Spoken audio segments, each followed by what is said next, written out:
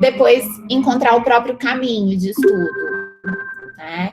Eu acredito bastante que a psicanálise, ela se renova a cada vez que a gente se encontra com um paciente, né? Então, ela se renova a todo momento na clínica, mas também nas pesquisas, né? Quando alguém se dispõe a fazer uma pesquisa que tem como método a psicanálise ou que trabalha com conceitos psicanalíticos, de alguma forma isso faz com que a psicanálise se renove. E talvez por isso ela ainda seja tão atual mais de um século depois de Freud ter inventado essa nova ciência, né? Hoje a gente vai falar um pouco, então, de dois dos pilares para se compreender a psicanálise, né? São dois conceitos que, à primeira vista, parecem simples, mas que eu confesso que eu ainda patino às vezes. Quando eu acredito que eu entendi, eu descubro algo novo, eu leio de uma maneira diferente um parágrafo do Freud e isso me dá novas formas de compreender, né?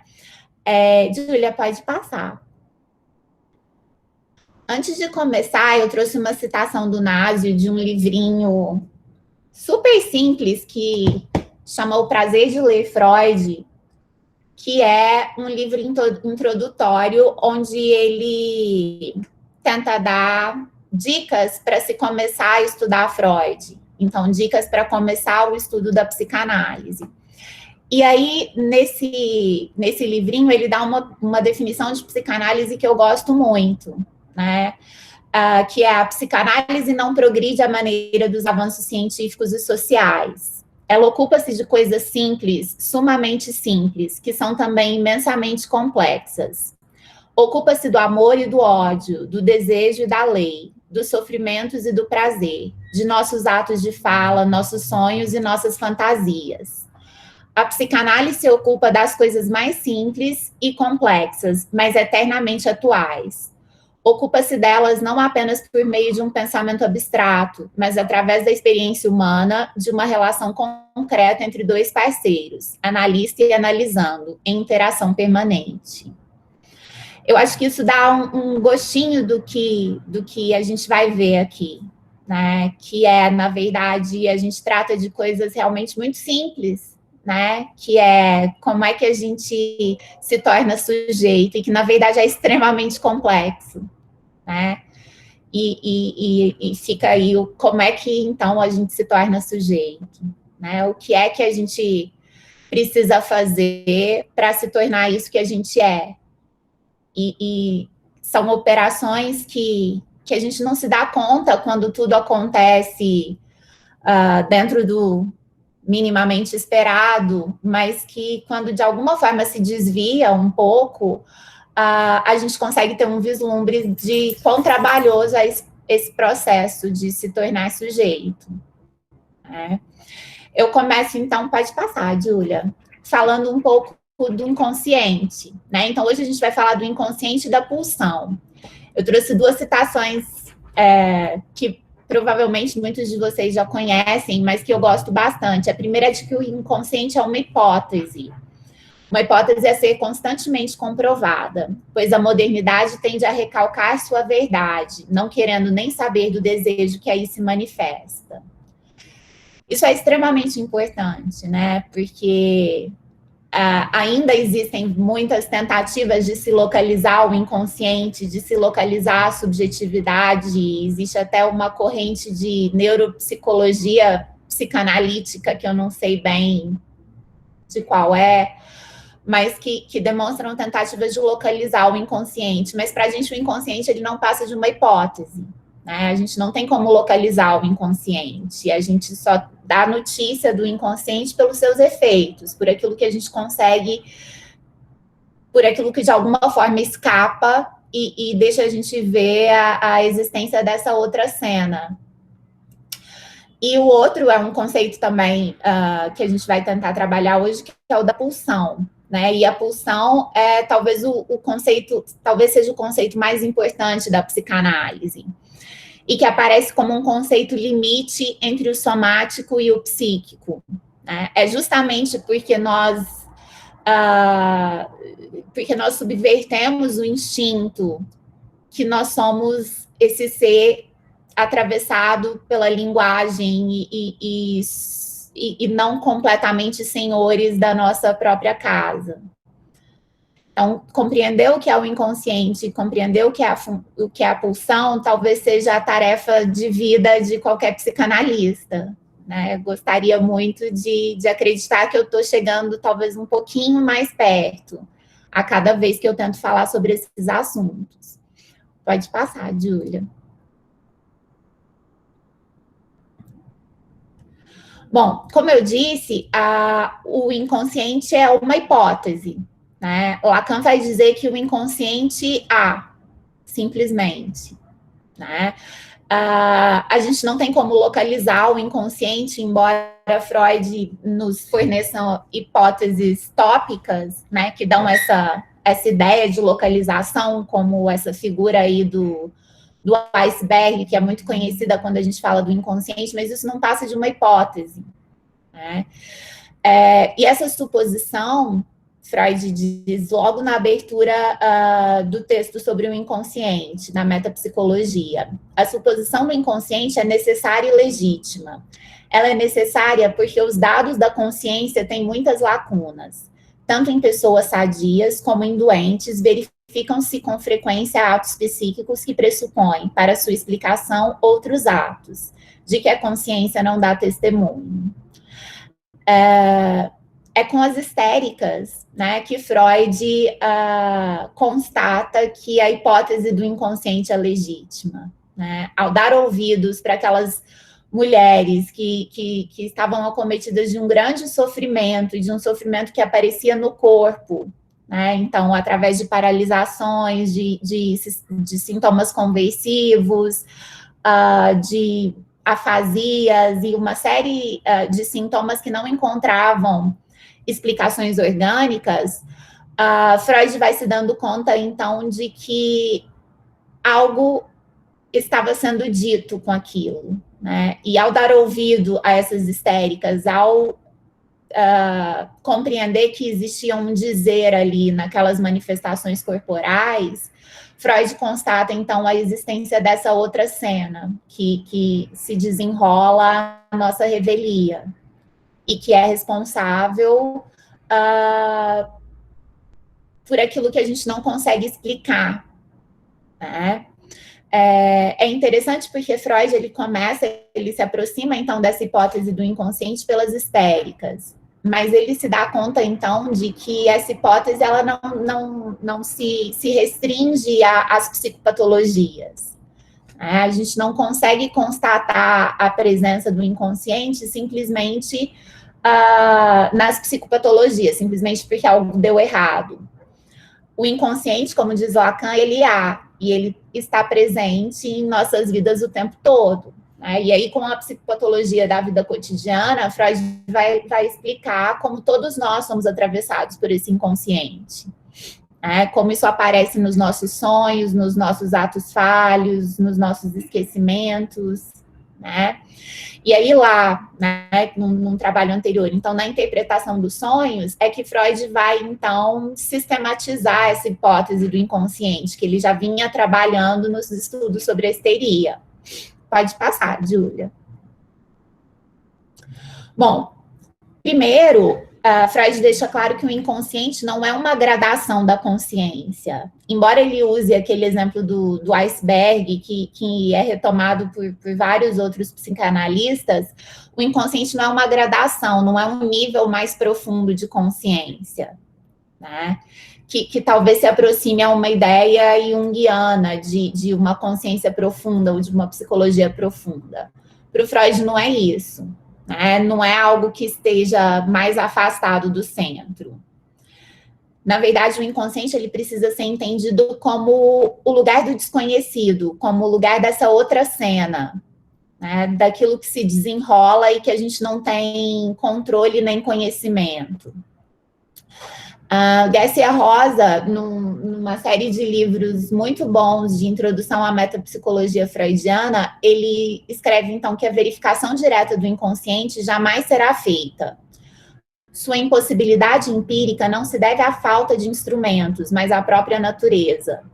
Isso é muito importante, porque isso é cobrado constantemente dos psicanalistas, principalmente dos psicanalistas que tentam fazer parte da academia, né, que fazem pesquisa sustentada em psicanálise.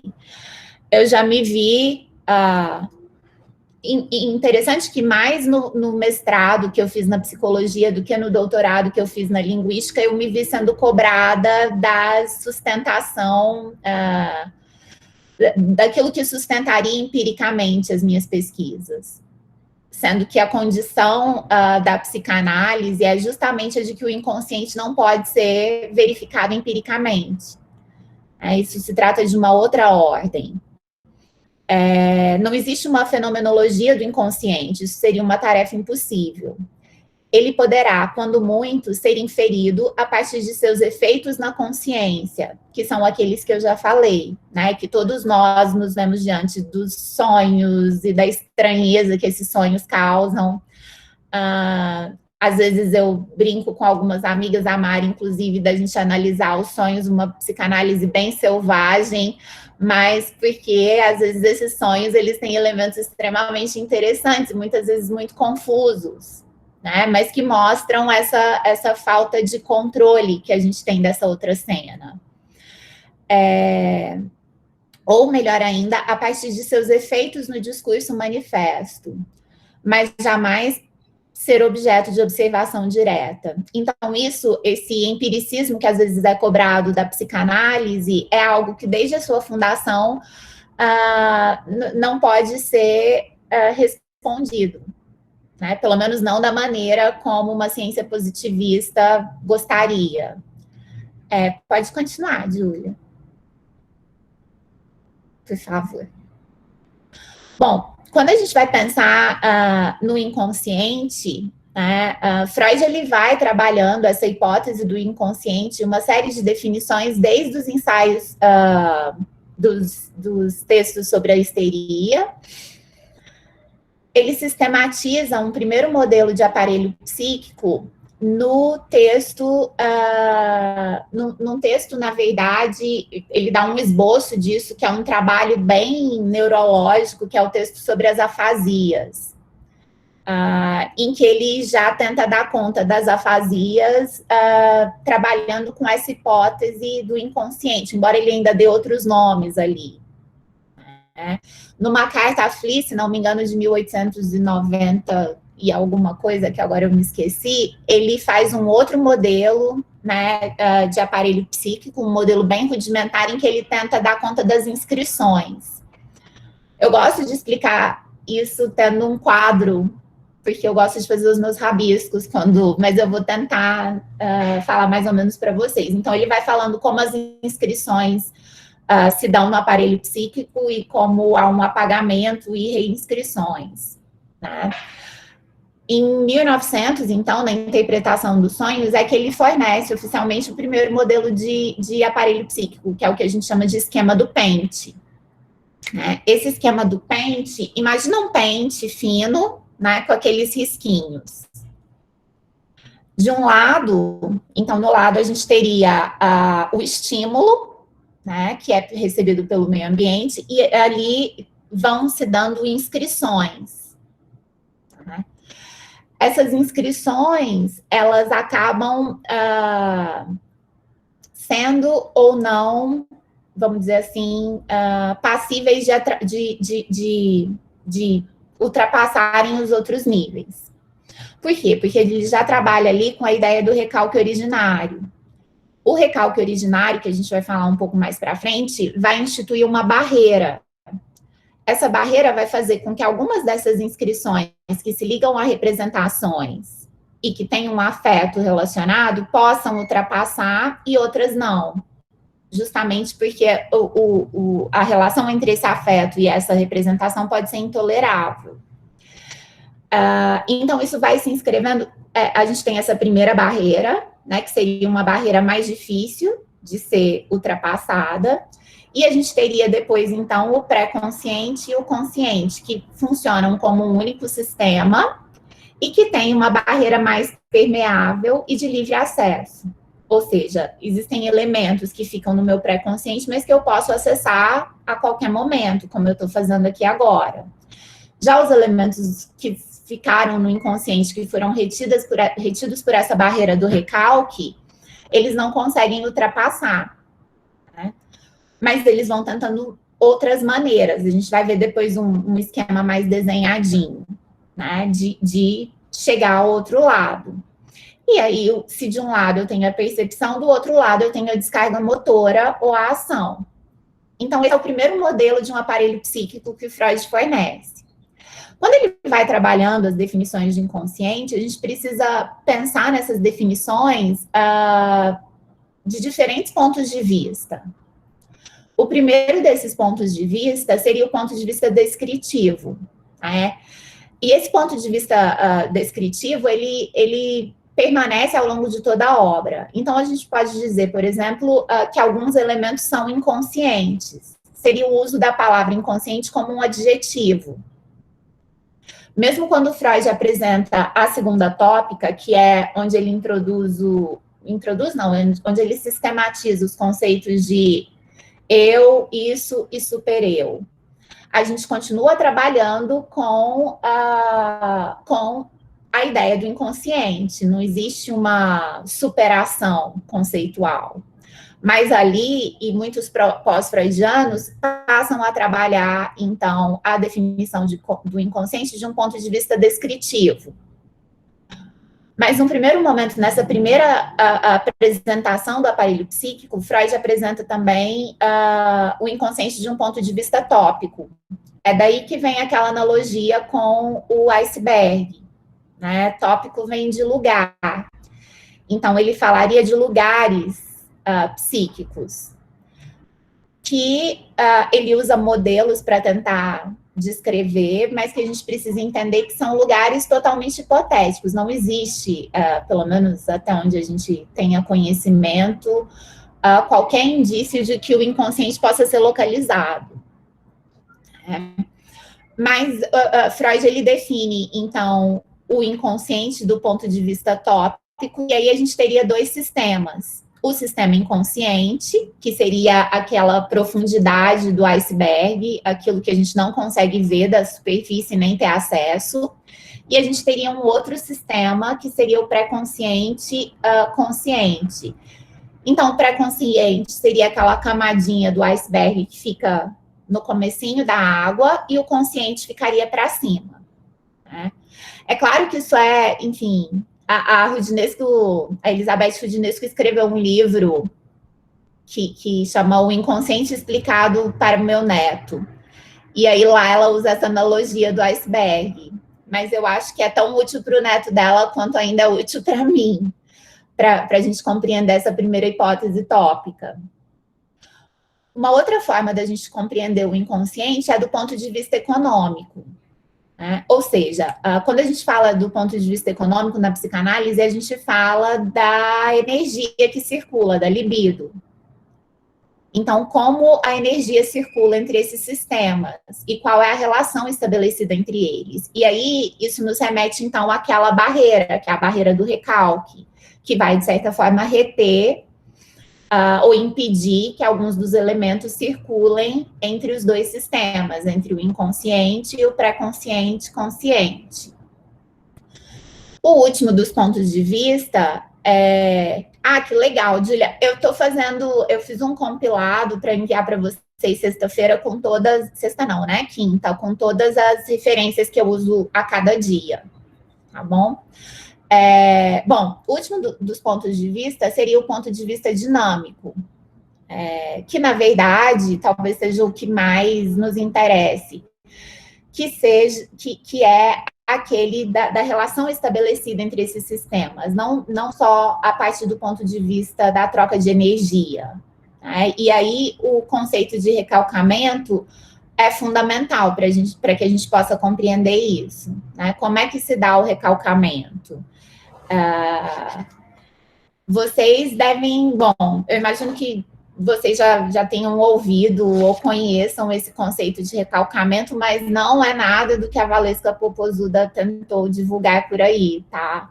Eu estava dando aula esses dias e aí me falaram com toda segurança que recalque era inveja, não é.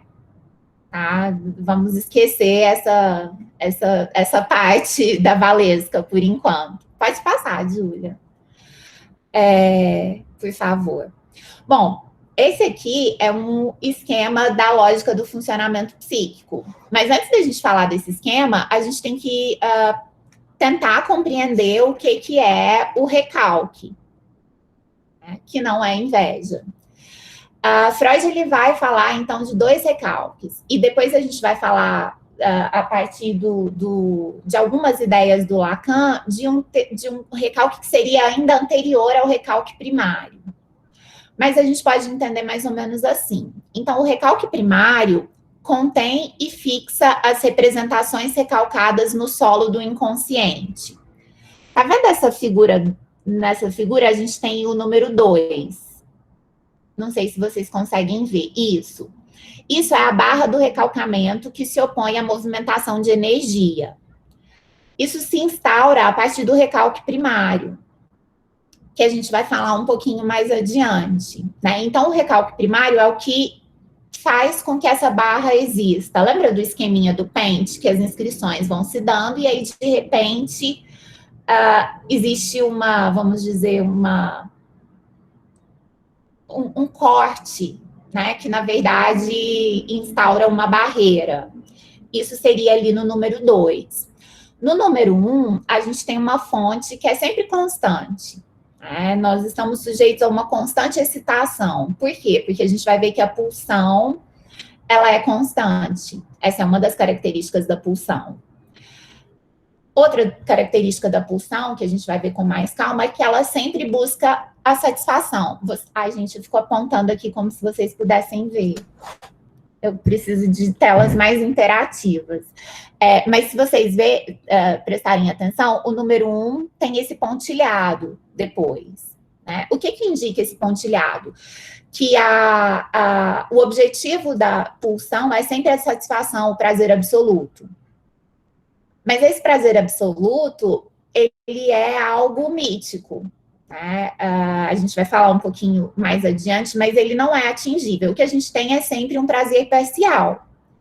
Então, a gente tem dois destinos para esse estímulo, né? A gente tem, ali no 3, a energia que não transpõe a barra do recalcamento e dá início a uma nova excitação. Ou seja, parte dessa energia que fica ali na barreira volta e dá origem a uma nova satisfação, a uma nova tentativa de satisfação. Nisso, essa fonte, né, essa energia que vem daquela fonte, vai tentando encontrar novos elementos para se ligar, para tentar ultrapassar. E essa ultrapassagem vai ser sempre parcial. E aí a gente tem ali o prazer parcial, que é a energia que transpõe a barra do recalcamento e se exterioriza sob a forma do prazer parcial inerente às formações do inconsciente. Então, como é que isso atravessa? Isso atravessa na forma de atos involuntários, de manifestações patológicas. Então, os sintomas são uma forma de atravessamento e uma forma de prazer parcial. Os sonhos, os atos falhos, os xistes, mas também as relações afetivas, né? Então, a gente tem relações com pessoas, com coisas, a relação consigo mesmo, e até mesmo a transferência para o psicanalista. Então, essa seria a lógica fundamental do funcionamento psíquico. Eu falei para vocês, então, que a gente tem o recalque primário, né, que é o que instaura essa barra. Depois disso, a gente tem o que Freud vai nomear de recalque secundário, né? Ou seja, é o recalque secundário que a gente entende como recalque propriamente dito. É isso que vai fazer com que algo seja barrado aqui e retorne. Esse recalque primário, ele é mais primitivo, né? Freud, quando ele vai explicar o recalcamento, Ai, não consegui ler, peraí. Desculpa. Tem duas perguntas, sim. Ah, tá. Olha, Freud, nesse esquema, vai chamar de apenas de fonte, mas a gente pode entender que isso é a pulsão, sim, Thalita. Na verdade, a gente não diz que é o que produz o inconsciente, mas é o que organiza o aparelho psíquico. Ou seja, que instaura tanto o inconsciente quanto o pré-consciente e consciente. A gente não pode produzir uma coisa sem existir a outra, né? Quando eu falo de prazer parcial, eu não vi quem perguntou, mas todo prazer é sempre parcial. Então, a pulsão, ela nunca é satisfeita completamente. Por quê? Porque a satisfação total seria mítico, seria algo que remete ao que Freud chama de das Ding, que é a coisa que eu vou falar um pouquinho mais adiante, mas que é um prazer absoluto, que é inatingível e que a gente vai tentando procurar substituições para esse prazer, né? Então, o prazer é sempre parcial. Bom, eu estava dizendo, então, que o recalcamento recalcamento primário é o recalcamento mais primitivo, né?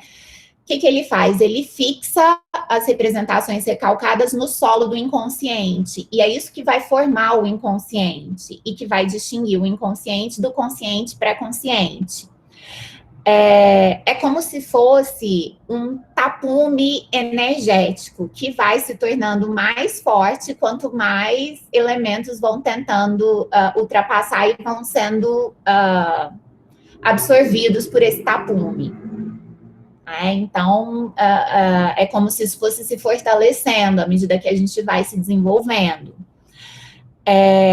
Bom, esse tapume esse tapume energético, ele é erguido pelo pré-consciente e pelo consciente como uma forma de defesa. Então, o mecanismo de defesa mais fundamental seria o recalque, né? Justamente porque ele instaura essa diferença entre os sistemas e entre aquilo que pode ou não ultrapassar. Esse tapume, ele pode ser chamado de contra-investimento, ou seja, ele é um investimento contrário no sistema pré-consciente e inconsciente. Então, eu tenho uma tentativa de ultrapassar vindo do 1, né, e um investimento contrário vindo do 2. Então, esse seria o funcionamento, tanto do ponto de vista dinâmico quanto do ponto de vista energético.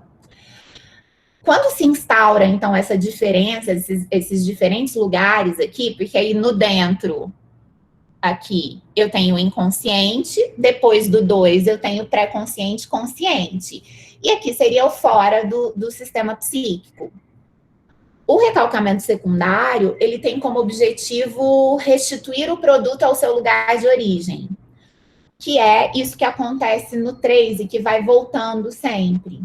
Né? Então, essa tentativa de ultrapassar, ela é fracassada e algo retorna. Bom,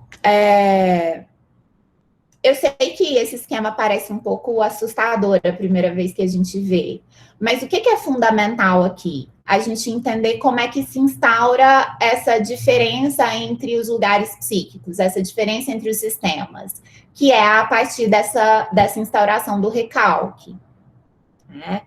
E aí, a gente está pensando, e talvez isso a gente não vai ter tempo de tratar nesse curso, mas a gente está pensando da instauração do aparelho psíquico de um ponto de vista neurótico, ou seja, de um sujeito que é submetido ao recalque.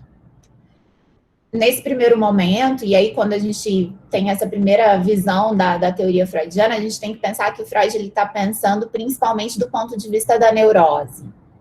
Isso ocorreria de uma forma distinta na psicose e na perversão. Tá? Pode continuar, Júlia, por favor. Bom, eu fiz aquela apresentação do aparelho psíquico para a gente ter uma ideia de como funciona, para poder se aproximar um pouco mais do conceito de pulsão.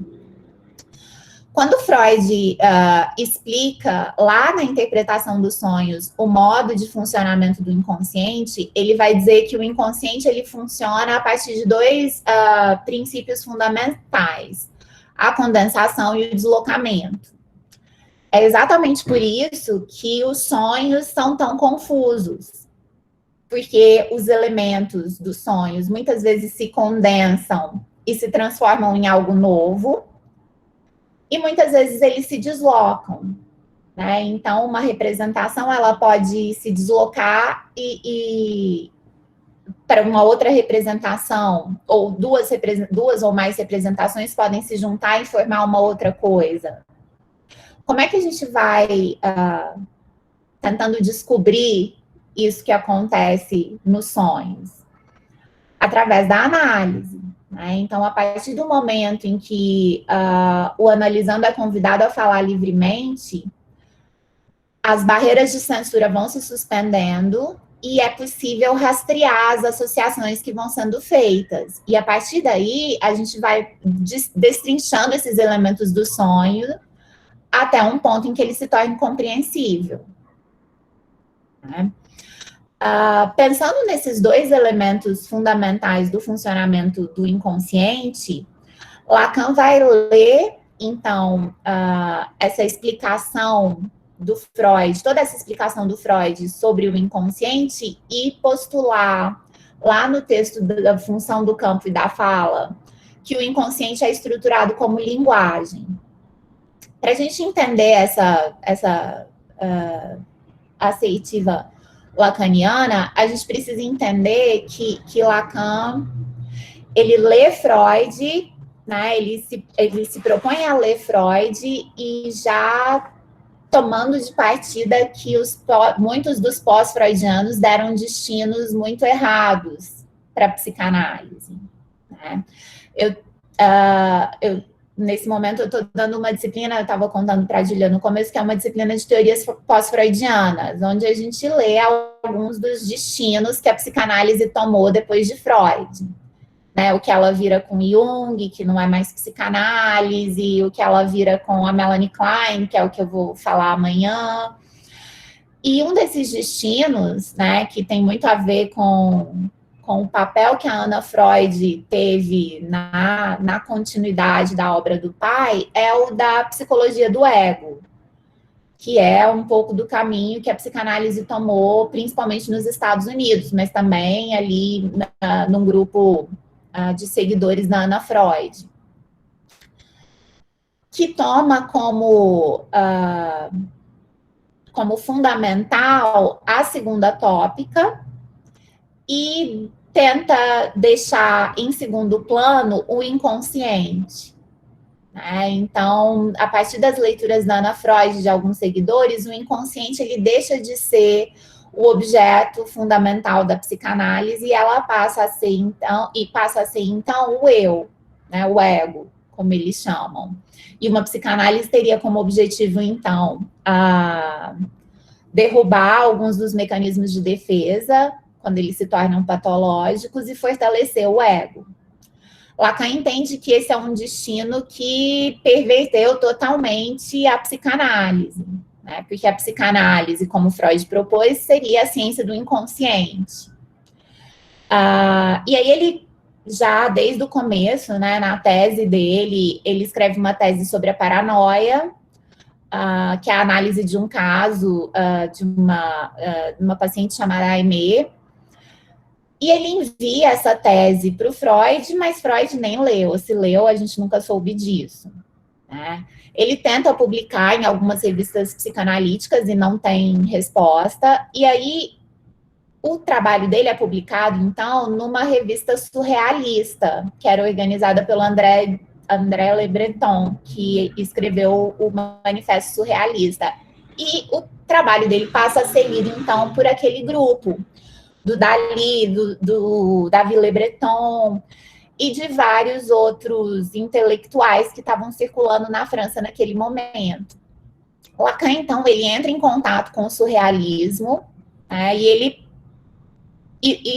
não só com o surrealismo, com a linguística de Saussure também, que é fundamental para ele, E ele passa, então, a ler Freud influenciado por esses pensamentos. Né? Ele entende, então, que o surrealismo ajuda a entender o que seria o inconsciente e o que seria a linguagem do inconsciente. Nesse texto, então, Função do Campo da Fala e da Linguagem, Lacan vai dizer que o inconsciente é estruturado como uma linguagem. Por quê? Porque ele se organiza fundamentalmente através da metáfora e da metonímia. Ele chega a partir disso, ele chega até isso lendo Frege, né? E também lendo Freud agora à luz da linguística.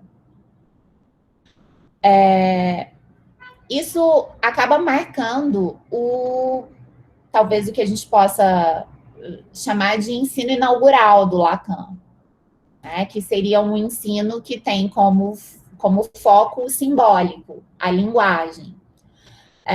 Uma forma de ler Lacan é pensando nos 3 registros, né? Num primeiro momento, talvez numa pré-história lacaniana, a gente teria ali um foco no registro do imaginário e no interesse da paranoia, no estágio do espelho, que a gente vai ver amanhã. Num segundo momento, Lacan se ocupa mais do simbólico, né? Então, ele está muito interessado nesse funcionamento do inconsciente como uma linguagem e na forma como isso se transpõe para o discurso. E aí, no momento final, Lacan vai se ocupar mais do real. Então, daquilo que escapa, daquilo que não cessa de não se inscrever.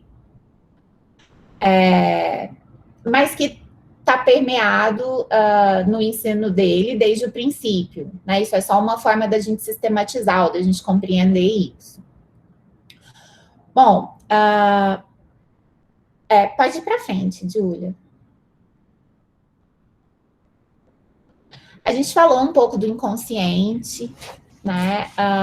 Eu falei um pouco do Lacan aqui, e ali a gente tem o inconsciente estruturado como uma linguagem, mas dependendo de como a gente lê Lacan e de qual momento a gente lê Lacan, a gente encontra também no final, lá no seminário 23, que o inconsciente é o real.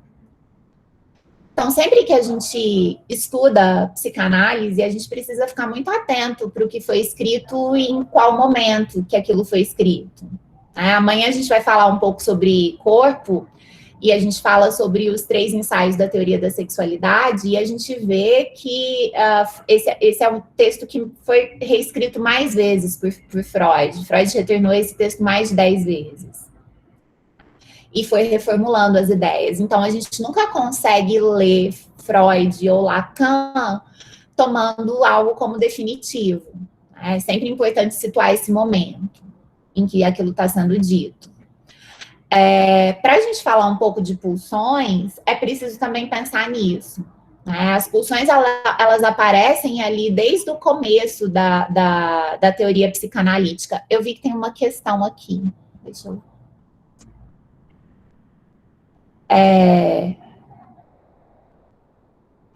Milena, essa noção de inconsciente coletivo é uma noção junguiana.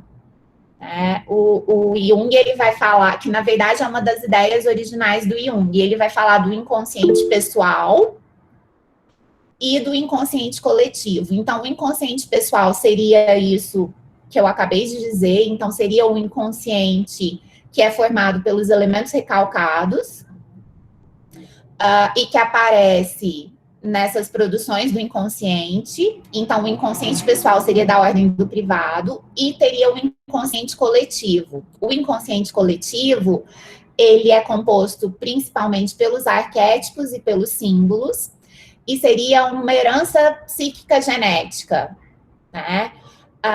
Essa herança psíquica genética, ela passaria de geração para geração e formaria a parte mais, e aí a gente vai falar de profunda, porque o Jung usa esse elemento, né? Ele fala de uma psicologia profunda, então seria a parte mais profunda do psiquismo.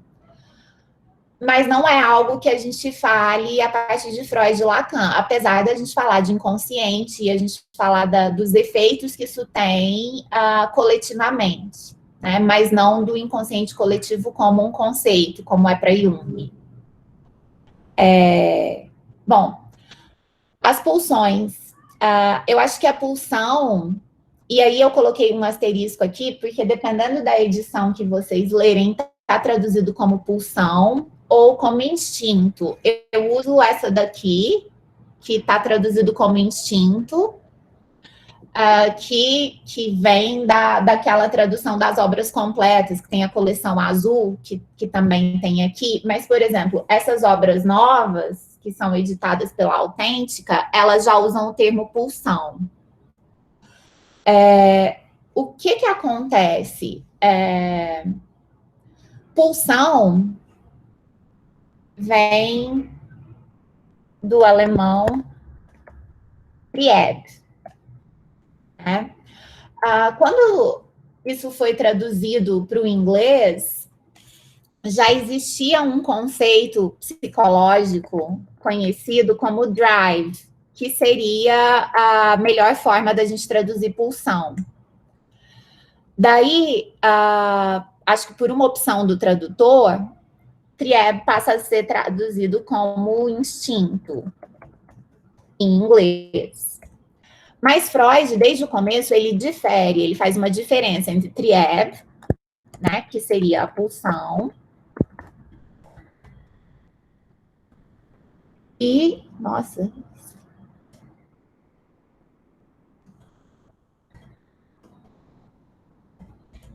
instinct, que seria o instinto. Eu costumo falar de pulsão, né, até por uma leitura lacaniana, a gente costuma falar de pulsão, mas vocês podem também encontrar em muitos lugares instinto com esse mesmo sentido, né?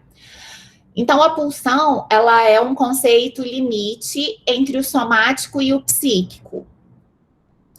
Ou seja, entre aquilo que é da ordem do orgânico, né, do nosso corpo, e aí amanhã a gente vai ver que o corpo para psicanálise não é o organismo, e o psíquico.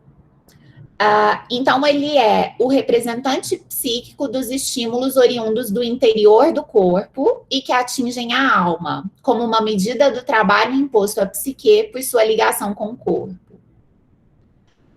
Não parece tão simples assim, né? Mas quando Freud diz, então, que a pulsão ela é um representante psíquico, a gente volta, então, lá para aqueles... A gente precisa a gente volta para aquele esquema lá do aparelho psíquico, tá? Freud vai dizer, então, que esses estímulos são oriundos do interior do corpo e que atingem a alma.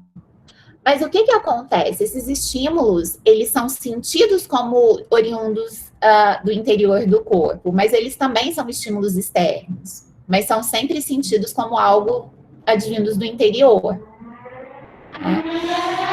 A pulsão, então, é uma medida do trabalho imposto à psique por sua ligação com o corpo. O jeito como eu entendo a pulsão é que a pulsão é aquilo que a gente herda por ter perdido a nossa capacidade instintual. Então, pode passar, Júlia, por favor.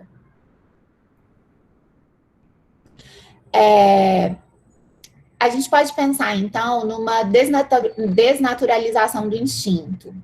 O Marco Antônio Coutinho Jorge, a partir de uma leitura do Lacan e do Freud, nesse livro aqui, que, na verdade, é uma série de 3 livros que ele fala dos fundamentos da psicanálise de Freud a Lacan. Então, no primeiro capítulo, que ele vai falar da pulsão e da falta, ele explica, então, o que seria essa desnaturalização do instinto. Primeiro, a gente teria que pensar aquilo que nos diferencia dos outros animais, que eu entendo como que a maioria de nós, acho que aqui, entende como sendo a capacidade de linguagem, né, e o fato da gente estar inserido na cultura. A gente pode pensar, então, que o princípio dessa desnaturalização do instinto se dá com a perda do olfato. O que acontece? Quando a gente, quando o homem deixa de ser quadrúpede e passa a ser bípede, há um distanciamento entre o nariz e os órgãos sexuais.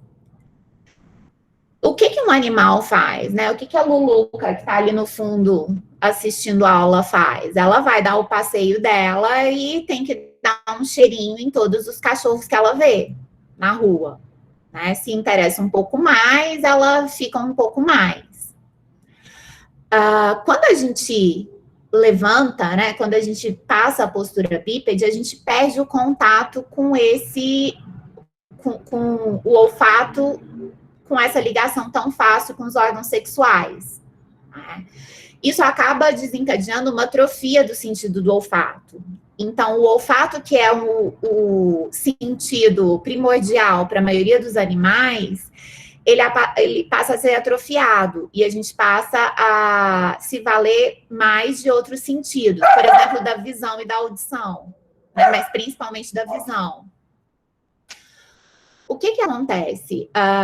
Lacan e o Marco Antônio Coutinho Jorge vão chamar isso de recalque orgânico do prazer do cheiro. Como é que a gente tem notícia desse recalque orgânico? Por exemplo, com a nossa obsessão por limpeza. A gente não tolera os nossos próprios cheiros.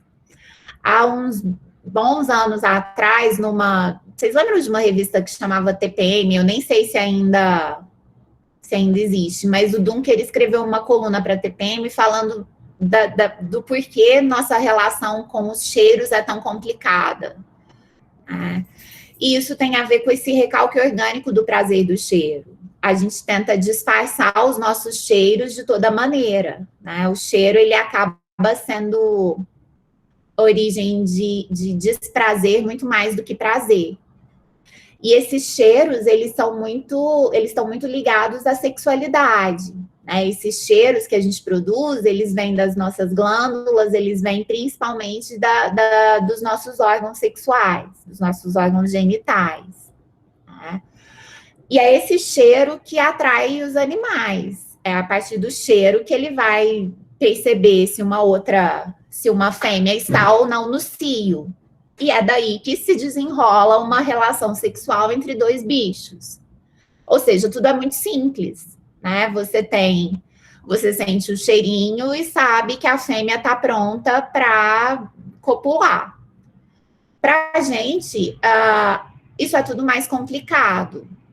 Então, por ter perdido essa relação com o prazer do cheiro, a gente acaba recalcando também a sexualidade em geral. Isso seria, então, o que o Marco Antônio Coutinho Jorge e que o Lacan também vai chamar em alguns pontos de recalque orgânico, né? Seria justamente essa perda da relação que a gente tem com o olfato. Então, essa atrofia olfativa que leva ao recalque da sexualidade em geral. Isso faz, então, com que aquilo que era da ordem do instinto para os animais, por exemplo, saber quando copular, acaba sendo subvertido para a gente, né? Então, nós não vivemos mais sob a ordem do instinto, a gente vive sob a ordem da pulsão. É isso que nos organiza. Pode passar, Júlia, por favor. Bom, então a gente pode pensar... lembra que eu falei do recalque primário e do recalque secundário? E que a gente poderia falar, então, de um recalque ainda anterior, que é esse ponto zero, que seria o recalque orgânico, que é consequência, então, da gente passar a postura ereta e da atrofia do olfato. Depois disso, a gente tem o recalque originário, que precede e condiciona o recalque, que instaura aquela barreira que eu mostrei para vocês lá naquele esqueminha. Bom, a pulsão, então, é mobilizada num estádio infantil e tem um resto passivo, que é aquilo que vai formar o subsolo do inconsciente, né? E que também vai formar a barreira, que é o contra-investimento. Depois disso, então, a gente tem o recalque propriamente dito, que é o recalque secundário. O recalque secundário é um processo ativo que emana do eu. Ou seja, ele é um mecanismo de defesa fundamental, e que visa aqueles elementos pulsionais que ficaram para trás. logo o recalque depende do recalque originário. Então, é preciso que o recalque originário se instaure para que a gente possa recalcar outros elementos. Depois disso, a gente tem, então, o retorno do recalcado. Lembra que algo passa parcialmente lá no 4 daquele esqueminha? A gente tem, então, o retorno do recalcado, o fracasso do recalque e a irrupção do recalcado à superfície. Essa irrupção nasce do ponto de fixação e a regressão da libido se produz até esse ponto.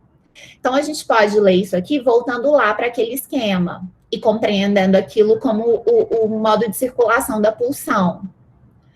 Pode passar, Júlia, por favor. Bom, qual que é a essência da pulsão? Freud, ele fala da pulsão desde os textos pré-psicanalíticos, que seriam aqueles antes da interpretação dos sonhos, mas ele vai sistematizar esse conceito em um dos ensaios metapsicanalíticos, que é um ensaio sobre a pulsão e seus destinos, ou a pulsão e suas vicissitudes. Cada tradução escolhe um jeito. E ali ele vai falar, então, da essência da pulsão. A pulsão, ela se origina no interior do organismo, né? Então, mesmo que a gente esteja sujeito a estímulos externos, a pulsão, ela sempre se origina no interior do organismo. Ela aparece sempre como uma força constante. Então, lembra do 1 lá? Ele sempre vai tentar ultrapassar a barreira, né? Mesmo quando ele volta lá no 3, ele vai tentar novamente. A irredutibilidade por meio de ações de fuga, né? Então, não tem como a gente fugir disso. A pulsão, ela sempre, o fim da pulsão seria a morte. A gente só deixa, e é justamente isso que nos faz continuar vivendo, é a pulsão. É a busca constante por satisfação a partir de diferentes objetos. A pulsão, então, é o representante psíquico dos estímulos. Então, é a forma como o nosso aparelho psíquico representa aquilo que a gente sente. E que sempre aparece como sendo da ordem do interior. Não é uma energia, né? Então, a pulsão é diferente da libido. A pulsão, ela tem tanto um representante palavra, né? Eu não vou entrar em detalhes aqui, porque a gente levaria muito tempo, como ela tem um afeto. Né? Então, a carga que a pulsão tem, então aquela energia que está lá e que a gente viu, ela vem pelo afeto. Né? E essa energia, ela vai tentando se ligar a outros elementos que podem ultrapassar de alguma maneira. Pode passar, Júlia, por favor. Freud vai falar, então, dos elementos da pulsão. Então, o primeiro deles é o impulso, opressão, que é o que ele vai chamar de Drang, que talvez encontre outras traduções além dessa, que é a essência da pulsão, a sua força motora, é o que faz com que a pulsão tente constantemente atravessar aquela barreira, né, aquele tapume. A pulsão tem uma meta, uma finalidade. Então, a finalidade da pulsão é sempre a satisfação. Mas essa satisfação, ela nunca é completamente satisfeita. Lembra lá que quando a setinha atravessa completamente, ela atravessa pontilhada. Na verdade, ela acaba tendo que encontrar uma outra maneira de satisfação. Por quê? Porque apenas a satisfação parcial é atingida. Para a gente entender isso, a gente precisa pensar naquilo que eu falei de satisfação plena, que é mítica. Né? Freud, ele explica isso falando da primeira mamada. Né? Então, quando o bebê nasce, né, e o nascimento por si já é um trauma, aí já está aí nessa constituição do aparelho psíquico,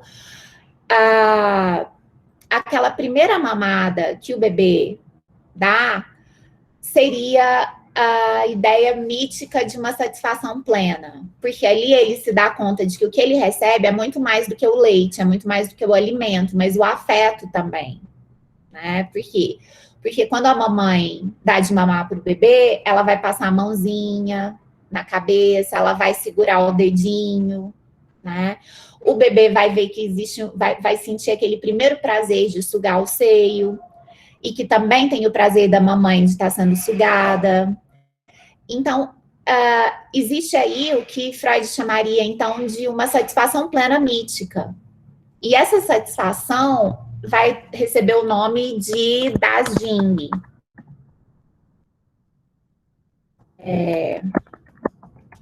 Que seria a coisa.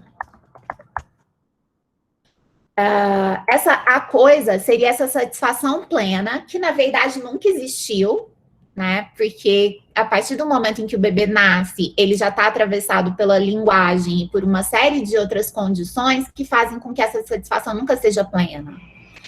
Às vezes, muitas vezes, essa primeira pegada no seio é difícil, né? É preciso a ajuda de alguém, pode doer um pouquinho para a mamãe, então às vezes ela faça involuntariamente uma pequena rejeição daquele bebê, né? O bebê chora.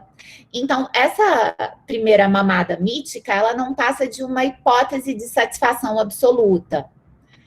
E por isso vai ser chamada de a coisa, de Das-Ding, que é o que vai dar origem ao que Lacan vai chamar de objeto A, né? Um objeto que, na verdade, não tem um correlato e que vai sendo substituído por uma série de objetos parciais ao longo do tempo, que seriam as pequenas coisinhas.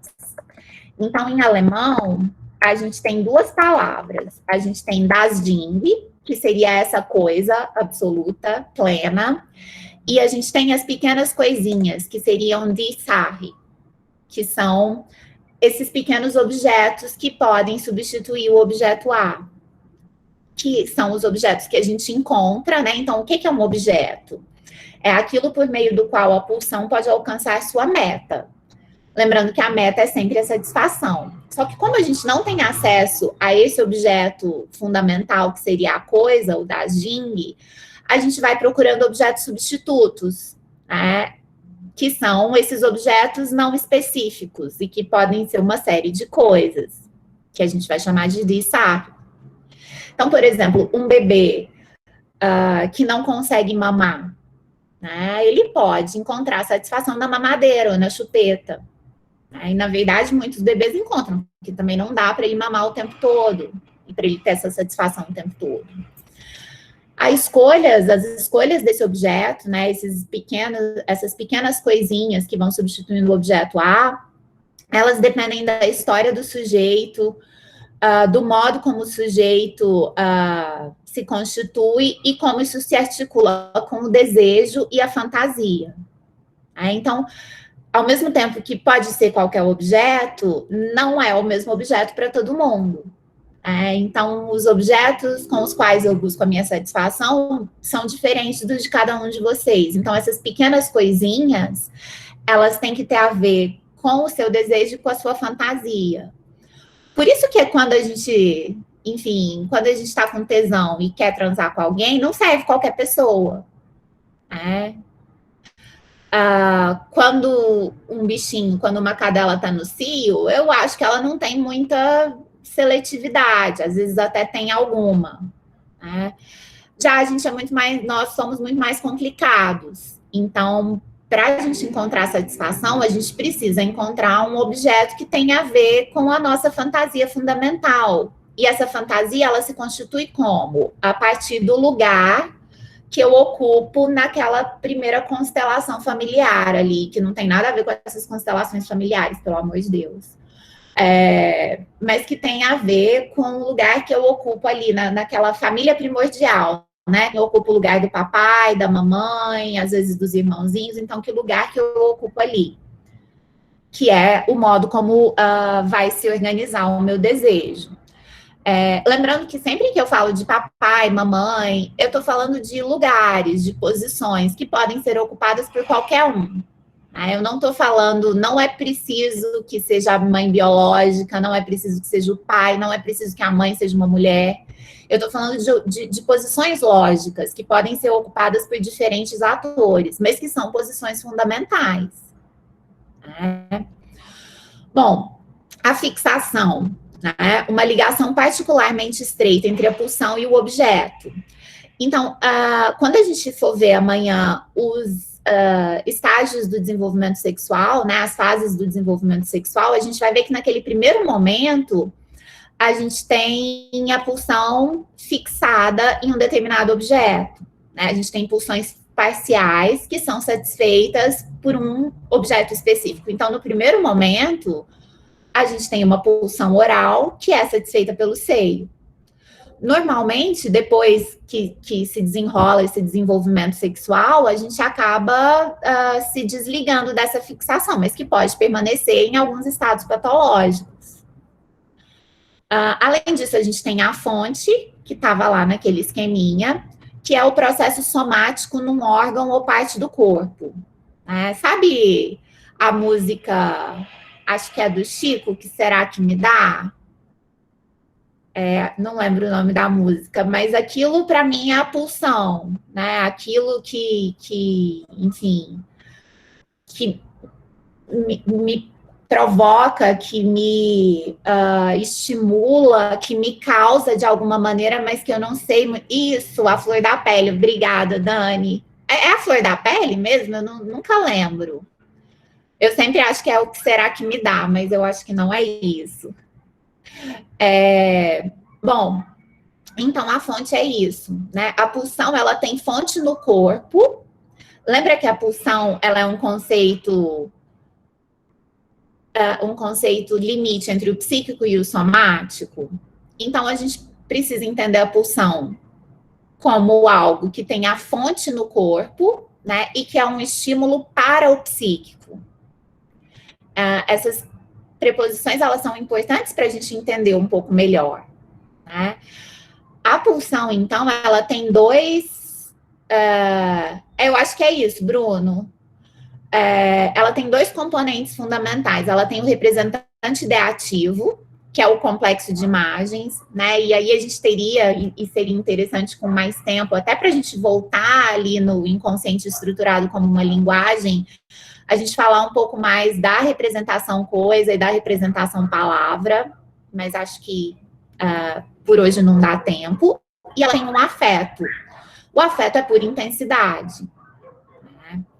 Pode continuar, Ju, por favor.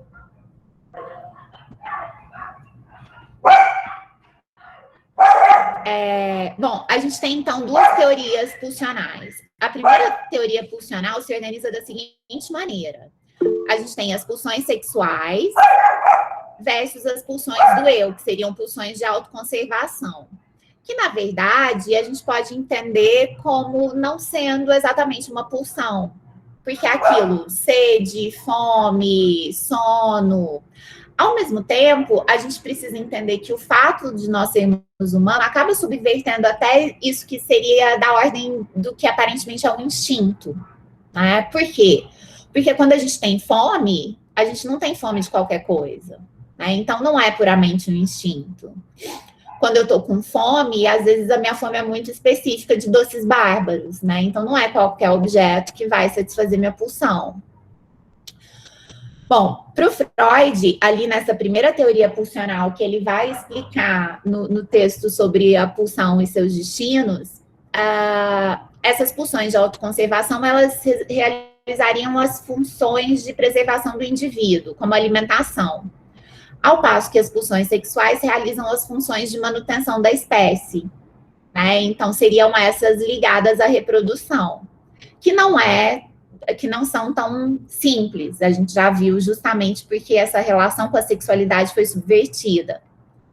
Então, para o Freud, nesse primeiro momento que ele organiza a teoria pulsional, que é 1915, as pulsões sexuais são concebidas como apoiando os sinais de conservação.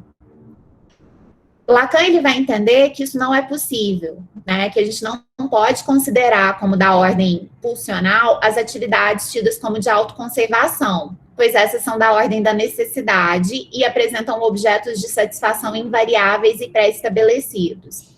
Mas se a gente for pensar, a alimentação, ela não está nessa ordem, né? A gente não pode dizer que a alimentação é uma pulsão de autoconservação.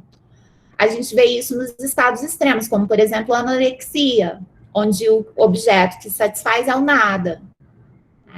Ou seja, não é algo tão simples assim. Para o Lacan, não são as pulsões sexuais que se apoiam na de autoconservação, mas o contrário. Né? O fato de nós sermos humanos implica que o funcional seja subvertido de modo constante pelo pulsional. É justamente por isso que, às vezes, a gente pode estar extremamente cansado e não consegue dormir. Ou que a gente tem fome de algo muito específico, que pode ser, inclusive, nada, como na anorexia. Né? Ou que a gente, que a gente tenha sede e essa sede seja de cachaça e não de água.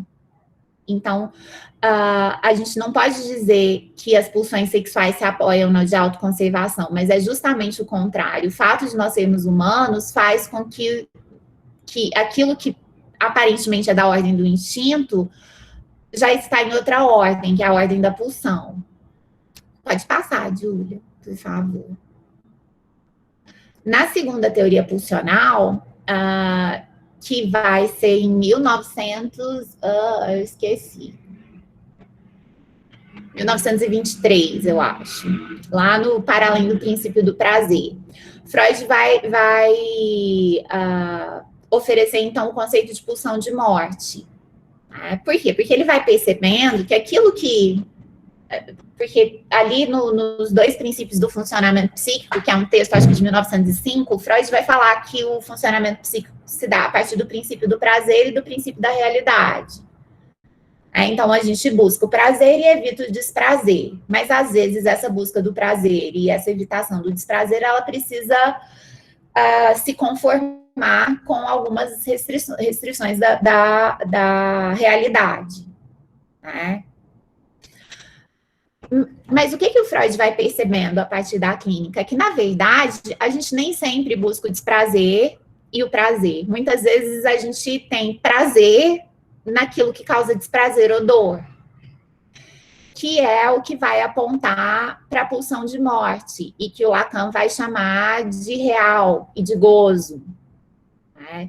Ou seja, muitos de vocês já devem ter se dado conta de que, às vezes, a gente repete situações que são dolorosas, e mesmo sendo dolorosas, acabam sendo repetidas. Então, eu namoro o mesmo tipo de cara há 20 anos, né? Então, assim, eles são idênticos fisicamente no jeito. E mesmo dando errado, eu insisto em namorar caras exatamente iguais. Isso aponta para quê? Para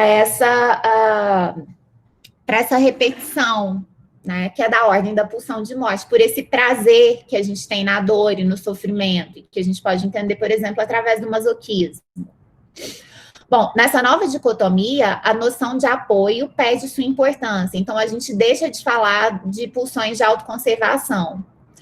E elas vão dar lugar à afirmação mais radical da essencialidade do pulsional, enquanto especificando a sexualidade humana, ou seja, a falta de objeto. Então, isso é essencial para a gente compreender do que nós falamos quando a gente fala de psicanálise. Por que nós somos tão complicados assim? Justamente porque nós não temos um objeto, a gente tem que ficar procurando o tempo todo. Né? Mas é isso também que nos move. É justamente por a gente não ter um objeto que nos traga satisfação plena que a gente é capaz de criar, de se mover, de mudar. Porque se a gente for pensar numa satisfação plena, a satisfação plena ela levaria à inércia. Então, é justamente isso que nos faz seres diferentes dos demais animais. Né? Essa nossa capacidade de estar sempre movendo, para além da satisfação dos instintos. Há algo na natureza da pulsão sexual que é desfavorável à realização plena da satisfação, que é justamente o fato de que a gente não tem um objeto e que foi perdido lá naquele recalque orgânico, né? Naquela desconexão que se deu entre o olfato e os órgãos sexuais. Para Lacan, a pulsão deve ser concebida como efeito da demanda do outro na linguagem. Né? E aí a gente volta para todo aquele primeiro momento lacaniano em que ele tenta compreender a teoria do Freud e também desenvolver novas ideias a partir daquela máxima: o inconsciente é estruturado como uma linguagem. O movimento pulsional só é passível de ser compreendido em sua especificidade caso seja referenciado à lógica do significante, com o qual ele fornece uma estrutura formal para o inconsciente freudiano. Então, isso é uma forma da gente entender aquilo que ele explicou lá atrás, né? E que tem a ver também com a pulsão e com a falta do objeto. Por que a gente fala sem parar, né? Se deixar, eu fico aqui falando sem a gente parar até quinta-feira. Justamente por isso, né? Porque eu vou tentando metonimicamente dar conta, contornar um objeto que não pode ser completamente encontrado. Lacan, lá no seminário 23, ele já vai ser mais radical, né? Na verdade, já antes, mas ele vai dizer que a única pulsão que existe é a pulsão de morte. Né, que toda pulsão é, na verdade, pulsão de morte. E é justamente o fato de toda pulsão ser pulsão de morte que nos move, né, que nos faz continuar vivendo, porque ela impede a satisfação plena da pulsão de vida, da pulsão sexual. Ali no seminário 23, o Lacan vai dizer que as pulsões constituem o eco no corpo de que há um dizer, que é um jeito diferente de dizer aquilo que o Freud já falou lá em 1915. Né, que a pulsão ela representa essa relação entre o psíquico e o somático, né? Ela é um estímulo que se origina no corpo e que é um estímulo para o psíquico. Pode continuar, Júlia, por favor.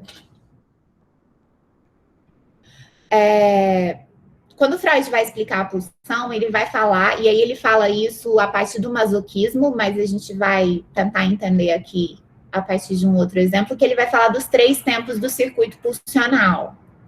Então, a gente pode pensar em 3 tempos da pulsão. Um tempo ativo, que se a gente for pensar lá naquela primeira fase do desenvolvimento sexual, seria o movimento de chupar. Então, quando o neném suga o peito da mamãe, esse seria o primeiro movimento, o primeiro tempo do circuito pulsional.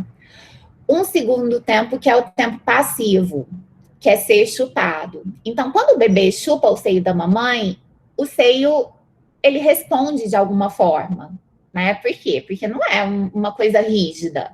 Então, o bebê é sugado ao mesmo tempo. Ele se sente sendo sugado.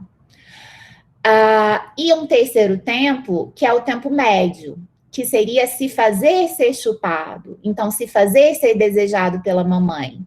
Sabe aquele charminho que o bebê faz? E que, bom, quem tem filhos já deve ter percebido. Quem não tem, talvez tenha observado. Mas quando um bebê vai mamar, nem sempre ele pega no seio logo, né? É como se ele fizesse um charminho, um se fazer desejar pela mamãe, pelo outro. Esse seria o tempo médio da pulsão. Né? Não é simplesmente colocar aqui e encaixar. Às vezes até é, né? Mas geralmente isso envolve uma certa sedução ali. Isso seria o tempo médio.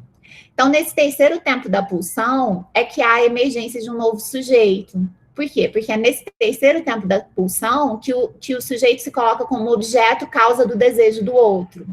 Que é isso de se fazer querer ser chupado. Né? Se fazer ser chupado, se fazer desejar. Que é essencialmente o que a gente faz, né? A gente quer ser desejado pelo outro. E é por isso que tudo é tão complicado. Para quem é do campo da linguística, né, talvez esse exemplo ajude a entender, esse tempo médio seria a voz ativa reflexiva média do latim. Então, essa voz ativa reflexiva média, ela parece passiva em sua forma, mas na verdade ela é ativa. Então, é como se o sujeito se oferecesse de forma passiva, então o bebê se oferece ali, né?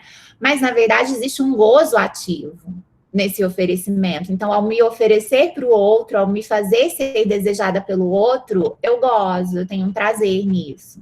E é aí que se dá a emergência do sujeito do inconsciente. Pode continuar, Júlia, por favor.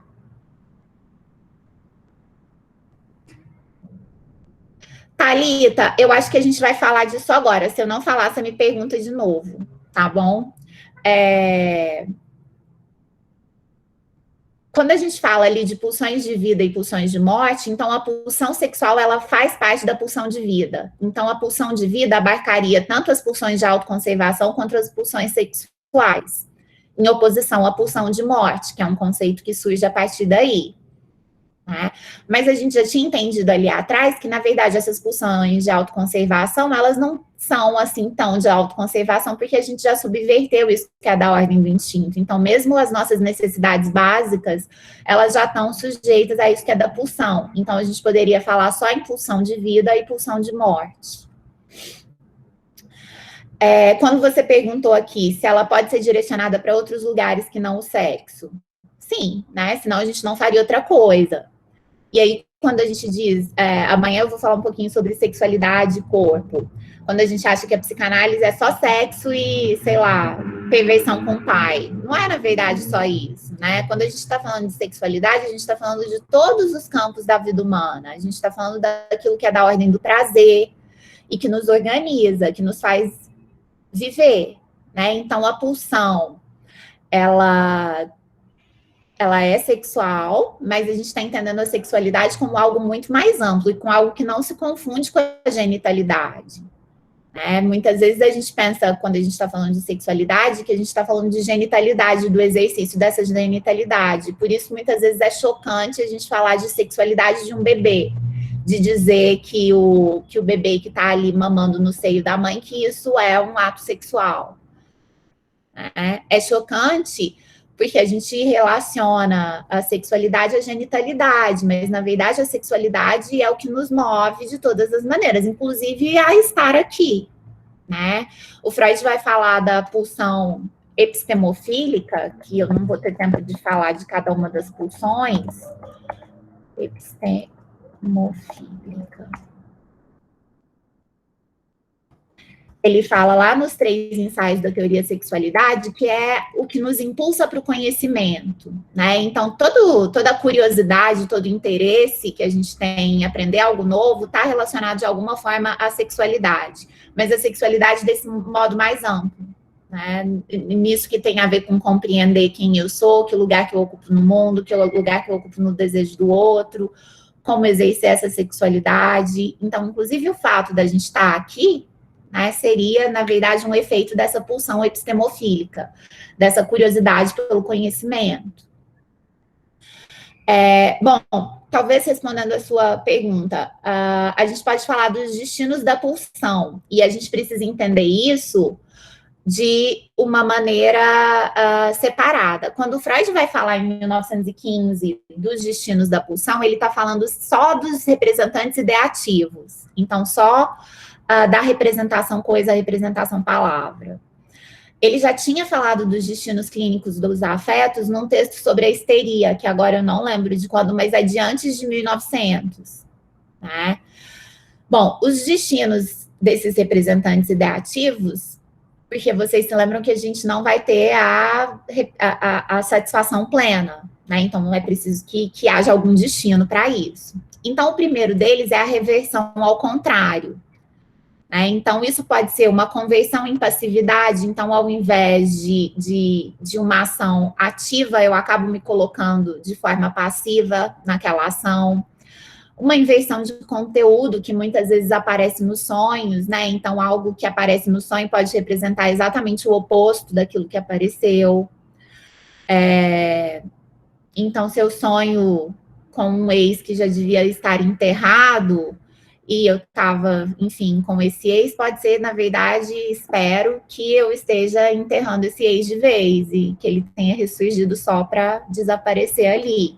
Então, a inversão do conteúdo é uma das possibilidades. Voltar-se contra a própria pessoa, então, um retorno da pulsão em direção ao próprio eu, que acontece em vários momentos e que a gente vai ver que é um dos modos de funcionamento do narcisismo primário, por exemplo, que é um investimento no próprio eu, mas que acontece em quadros como a melancolia. A repressão, né, que teriam um funcionamento parecido com o recalque, mas que não tem esse caráter fundante que o recalque tem, e a sublimação. Né? A sublimação, então, seria um destino, encontrar um destino não sexual para a pulsão, que a Thalita perguntou ali, que seria encontrar objetos culturalmente aceitos para tentar essa satisfação parcial, que é o que fazem os artistas, que a gente faz com as nossas produções intelectuais e em várias outras situações. Então, esses seriam os destinos dos representantes ideativos. Os destinos clínicos dos afetos, Freud descreve só a partir do quadro de histeria, que é nesses textos pré-psicanalíticos, que seria, por exemplo, a transformação do afeto, que é a histeria de conversão, os deslocamentos dos afetos, que tem a ver com as ideias obsessivas, então, essas ideias que aparecem de forma repetitiva seriam um exemplo de deslocamento do afeto. E a troca do afeto, que acontece na neurose de angústia ou melancolia, né, que seria a troca, por exemplo, do amor pelo ódio.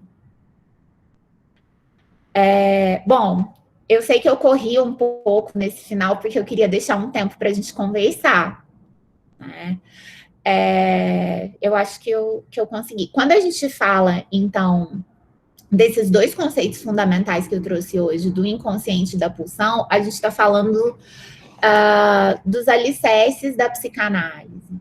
Né? Então, sempre que tudo que eu estou dizendo aqui, né, e que às vezes, para quem não é tão íntimo da psicanálise, pode parecer muito absurdo falar, por exemplo, da sexualidade do bebê, né, ou falar desses destinos clínicos do afeto, dos representantes ideativos. Eu estou sempre falando de coisas que são da ordem do inconsciente e que a gente só sabe, né, por causa da clínica, por causa daquilo que aparece para a gente. Principalmente daquilo que apareceu primeiro para o Freud na forma de patologias. Né? Então, a gente sabe dessas hipóteses aqui psicanalíticas a partir dos exemplos da clínica. Quando eu disse no começo dessa aula que a psicanálise se atualiza a cada vez que a gente se encontra com um novo paciente, na verdade, eu estou dizendo que quando a gente atende, né, quem está aí na clínica, eu sei que tem alguns colegas da clínica aqui, sabem que a gente precisa deixar tudo isso de lado, né, tudo isso em suspensão e ouvir aquele paciente e aquilo que ele tem para dizer. Né? E muitas vezes aquilo que ele tem para dizer não vai se encaixar nisso que a gente está colocando aqui. Porque são hipóteses de como isso funciona e que podem ser subvertidas a cada momento que a gente se propõe a escutar o outro. Né? Eu vi que tem algumas questões aqui, eu vou tentar... Como é que a gente faz, Júlia? Eu leio, a gente abre o microfone, como é que vocês fazem? Pode fazer como você preferir. Eu trouxe o corpus aqui que eu estou analisando, eu queria... Pode me mandar, por favor, por mensagem, eu te respondo em 48 horas, analisado. Tá bom, mas faça como você preferir. Mas posso o Bruno me ajudar? Sim, como a gente já tem 3 perguntas no chat, talvez você possa começar por elas, e aí o pessoal vai se organizando para ou abrir o microfone ou escrever no chat, como eles preferirem. Pode ser? Hoje o meu tempo está tranquilo, mas eu queria avisar para vocês que amanhã, depois eu dou aula às 19, então uns 2 minutinhos antes eu tenho que sair. Mas se vocês tiverem questões, vocês podem mandar para mim através das meninas, que eu tento dar conta no começo da outra aula. Tá? Mas hoje está tranquilo, então a gente pode ir vendo as possibilidades. Antônio, vou ler aqui para quem não está vendo o chat. O inconsciente é estruturado como linguagem. Na nossa linguagem cotidiana tem uma lógica dada sobretudo pelo uso cultural que conecta com relativa facilidade significante e significado. É possível revelar que lógica a conexão entre significante e significado se dá no inconsciente? Ou seja, é possível realocar o deslocamento e descondensar a condensação, compreender com relativa universalidade a metáfora e metonímia? Antônio, quando a gente fala de psicanálise, a gente precisa deixar de lado a ideia de qualquer interpretação universal, né? Então, tanto que esses livros com as chaves do sonho não funcionam muito se a gente for pensar do ponto de vista psicanalítico, né? Não é porque você sonhou, sei lá, com cobra que uma das suas amigas está querendo te trair. Isso a gente faz suposições. Então, não é jogo do bicho, então, psicanálise? Oi? Não é jogo do bicho, então, psicanálise. Não, eu super incentivo o jogo. Ai, né? Mas só não culpe Freud se você não ganhar. Tô muito chateada. Pode culpar outra pessoa. Bom, eu entendo que a gente pode revelar a lógica dessa conexão, né? E aí eu não vou chamar de conexão entre o significante e o significado, porque Lacan ele vai tirar aquela barrinha que o Saussure propõe ali entre o significante e o significado, e a gente vai falar só de significantes. E esses significantes, eles podem ser, inclusive, um olhar, um gesto. Não é exatamente aquela ideia saussuriana do significante. Só que o que acontece, né? A gente tem sentidos compartilhados, porque nós vivemos numa mesma cultura, então é muito provável que a gente compartilhe diversos sentidos. Mas quando você me pergunta se é possível realocar o deslocamento e descondensar a condensação, eu acho que é possível numa situação de análise para um determinado sujeito. Entendendo que toda análise tem certos limites. O Freud vai falar na interpretação dos sonhos que tem o umbigo do sonho. E que em alguns outros lugares ele fala que a gente vai descascando uma cebola na análise, né? Você vai tirando, mas de repente vai ficar um miolinho lá, porque não vai ter mais casca. Tem esse umbigo do sonho, então a gente não vai conseguir compreender completamente. Mas isso, né, o nível de compreensão que a gente consegue chegar é sempre individual, ele diz respeito sempre a um determinado sujeito. Mesmo que a gente compartilhe a mesma cultura, que a gente tenha vivências muito parecidas, por exemplo, eu e a Mari, a gente tenha várias coisas em comuns, aquilo que aparece, o lugar que cada significante tem na minha cadeia vai ser diferente do lugar que tem na da Mariana. Né? Então, eu acho que não dá para compreender com universalidade. Na verdade, nada do que está sendo dito aqui pode ou deve ser compreendido como universal. Karina, esses destinos clínicos do afeto têm a ver com as transformações que vão sendo feitas nos quadros de histeria, quando Freud vai descrever isso. Né? Que são as formas como a gente pode modificar esse afeto, que vai desde a modificação de um afeto por outro. Então, por exemplo, o amor pode ser visto como ódio, não? Ou, por exemplo, eu desejo outro e, na verdade, eu passo a acreditar que ele me deseja, e que isso está ali nos fundamentos da paranoia, que o Freud vai descrever lá no caso do presidente Schreber, e que tem a ver, por exemplo, com a sexualidade. Né? Então, o presidente Schreber, que é um caso de psicose, é um caso de paranoia, ele acredita que ele está sendo perseguido pelo psiquiatra dele, né, que é o Flechsig. Na verdade, o que acontece é que existe uma série de transformações dos afetos ali que o Freud decompõe, que ele vai se dar conta de que, na verdade, é o Flechsig que tem um desejo homossexual. É o Schreber que tem um desejo homossexual reprimido pelo Flechsig. E é isso que organiza, de certo modo, a paranoia, né? E que aparece para ele no momento em que ele tem que ocupar uma posição de autoridade. Então, esse é um exemplo. Né?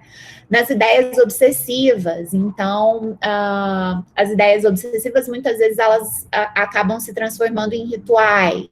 Então, a dificuldade que eu tenho de pensar na sexualidade me faz, ou ou por exemplo, eu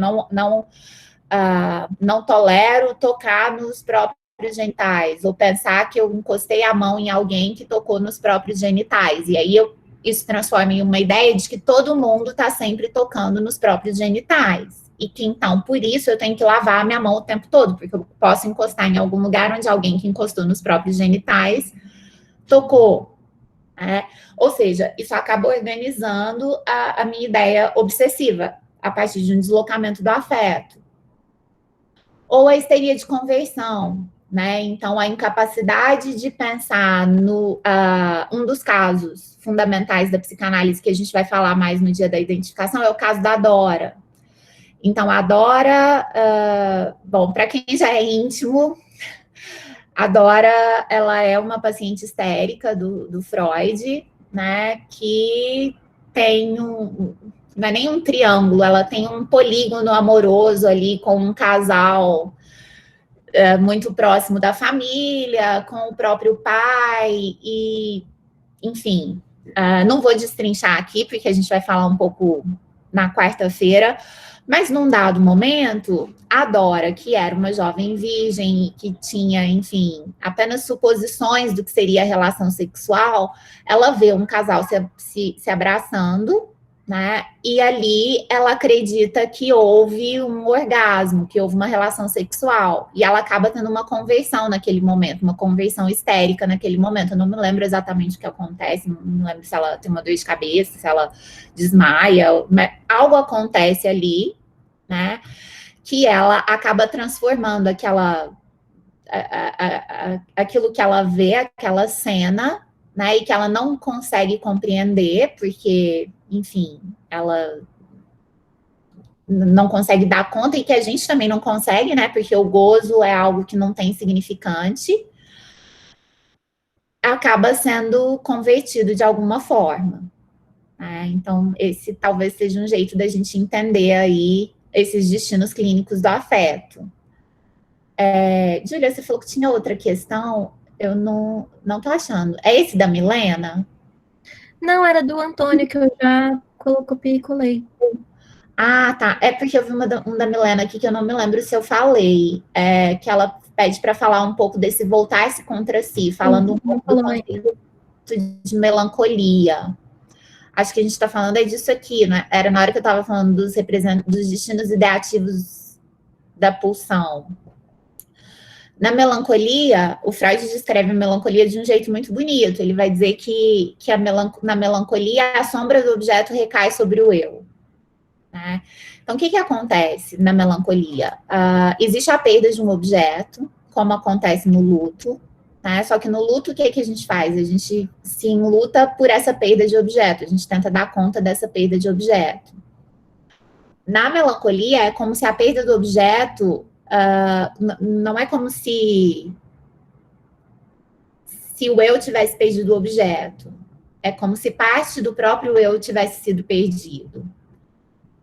Então, aquilo que se destinaria àquele objeto, então, quando a gente se sente enlutada, às vezes a gente sente raiva do objeto perdido, às vezes a gente tenta dar conta daquilo de alguma maneira.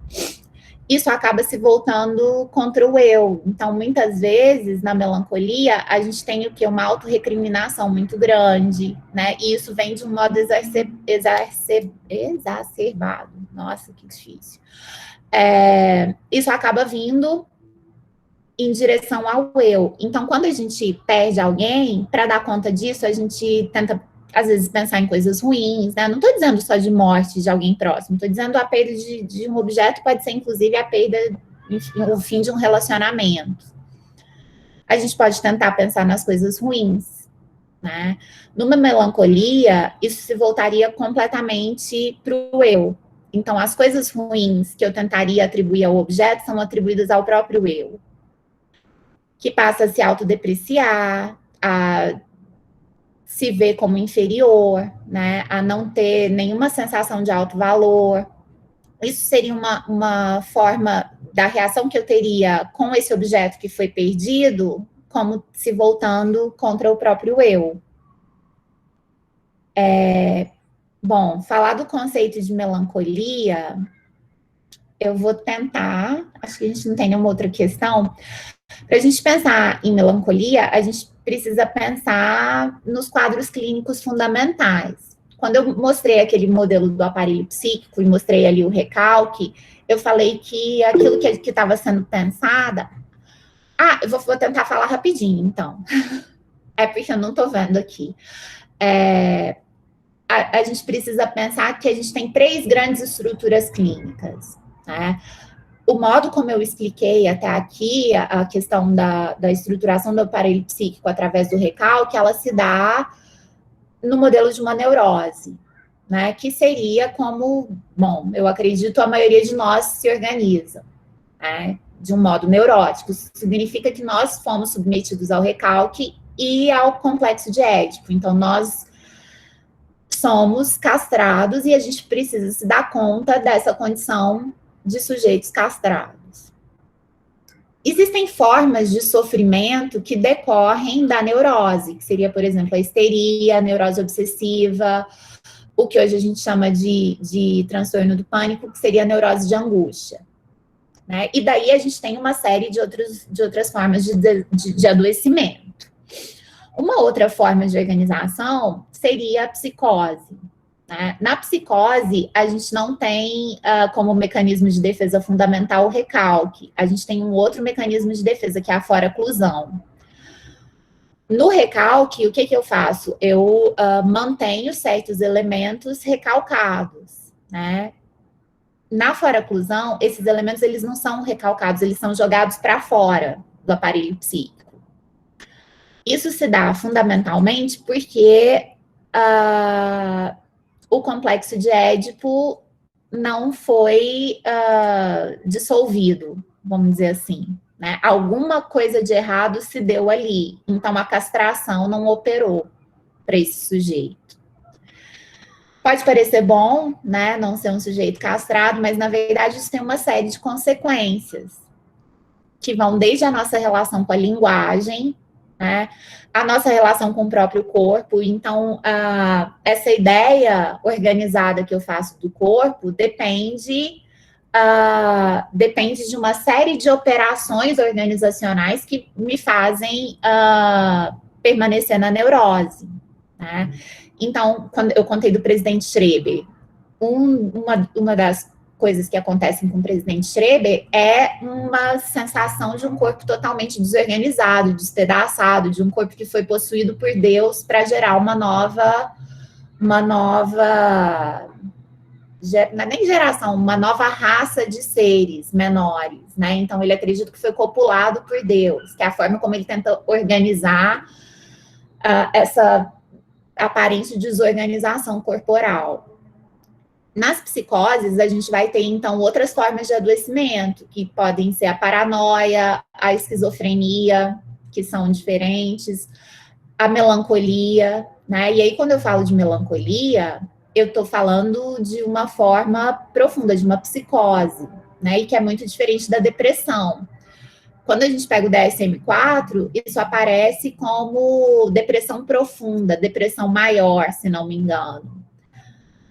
Mas a depressão é uma característica que pode aparecer em qualquer um dos quadros clínicos que eu falei aqui. Pode aparecer tanto nas estruturas neuróticas quanto nas estruturas psicóticas. A mesma coisa com a ansiedade, né? Isso seriam sintomas, mas não formas de adoecimento. Então, a melancolia seria o que a gente entende hoje como uma depressão profunda, né, que é uma forma de psicose, e uma das características dessa forma particular de psicose é essa relação com o objeto, né, em que a sombra do objeto recai sobre o eu, ou seja, aquilo que eu destinaria ao objeto, eu acabo destinando ao próprio eu, né, essa conversão, esse retorno da pulsão em direção ao próprio eu. Tá? Antônio, não estou te vendo, mas acho que ainda dá tempo de te ouvir. Tá, Sibeli, rapidinho. Então, primeiro, muito obrigado. Está sendo excelente ouvir, muito aprendizado. Infelizmente, eu acho que nem amanhã, nem quinta, eu vou conseguir participar. Então, te peço, se for possível, gravar e depois disponibilizar para a gente assistir, mesmo que a gente não ganhe certificado, seria ótimo. São duas perguntas, mas eu vou fazer só uma, porque já está no finalzinho, que precede a teoria. A minha pergunta, Cibele, é por que a psicanálise? Eu te pergunto isso porque uma vez eu li um texto do Deleuze falando 5 proposições sobre a psicanálise, que ele fazia uma crítica muito dura, de alguma forma, à psicanálise, dizendo que ela era um sistema pronto de interpretação. Depois eu li um pouco do Viktor Frankl, da logoterapia, falando um pouco do vazio existencial que, às vezes, o materialismo e o ateísmo da psicanálise diz. Depois, agora, quando você falou de constelação familiar, você disse Deus me livre, não tem nada a ver. Então, me parece que há muitas críticas entre as diversas abordagens, cada uma critica a outra. A TCC critica a Jungiana critica o materialismo. Por que psicanálise? Por que escolhê-la assim? Seria possível responder isso nesse sentido? E a outra, se for possível, já que eu estou falando mesmo, você disse que ao nos tornarmos bípedes, o olfato afastou da genitália. É possível reverter problemas, por exemplo, problemas de baixa libido com o estímulo do olfato? É possível um caminho relativamente inverso, no sentido, ao aumentar meu repertório olfativo, eu também desenvolvo indiretamente a minha libido, pensando libido não como essa potência de vida, mas no aspecto sexual? É isso, e muito obrigado, viu? Antônio, vou responder a segunda pergunta primeiro, porque eu acho que ela é mais breve. Eu acho que talvez isso seja possível, né, mas isso não seria uma abordagem psicanalítica, né? Então, eu acho que essa ressensibilização, ou, enfim, a apresentação de novos estímulos, isso me parece como algo que seria muito mais próximo de uma abordagem comportamental. Então, eu acho que isso não faz parte do campo da psicanálise e do que a psicanálise tem para fazer e para oferecer. Agora, a sua primeira pergunta, eu não sei responder. Bom, eu posso dizer o porquê a psicanálise para mim, né? E aí eu começo dizendo que a psicanálise não é mais uma psicoterapia. Muitas vezes a gente entende como sendo parte da psicologia, mas eu insisto muito, e eu escrevo sobre isso na minha tese, até porque eu fui fazer doutorado num outro lugar que não da psicologia, que a psicanálise, ela não pertence, ela não é exclusiva ao campo da psicologia ou da psiquiatria. A psicanálise, ela é uma ciência independente, né? Pode até ser que quando Freud fundou, ele ainda tinha a ideia de que a psicanálise pudesse fazer parte da formação do psiquiatra, né? E lembrando que Freud é contemporâneo do surgimento da psicologia, mas a psicologia, ela sempre foi entendida como uma ciência independente e que tem um percurso de formação muito diferente do que outras psicoterapias têm, né? Às vezes eu falo mesmo de um modo um pouco jocoso de algumas eu acho que com razão, tipo as constelações terapêuticas. Então, como é que é? Constelações familiares, né, que não são nem do campo da psicologia, isso precisa ficar claro. Mas eu escolhi a psicanálise porque a psicanálise me afeta de alguma maneira, porque eu me sinto afetada por ela, né? Eu fiz psicologia, eu sempre tive um incômodo muito grande com a psicologia, porque a psicologia, ela me parece grande parte das psicologias, né, eu não vou nem chamar de psicologia, eu vou chamar das psicologias, ela me parece um dispositivo de controle, né? Tanto na psicologia clínica, que tenta compreender as formas de patologia como qualquer coisa que saia da norma, e essa norma, uma norma, por exemplo, do DSM, que é uma norma totalmente estatística,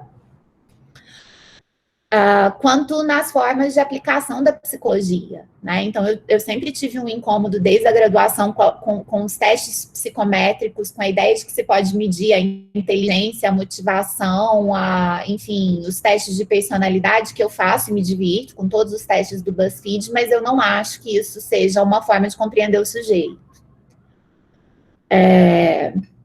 Eu também não acho que... E aí, eu não estou desmerecendo a psicologia de modo algum, eu estou dizendo do efeito que a psicologia tem em mim, né? Eu acho que a psicologia, ela tem o seu valor.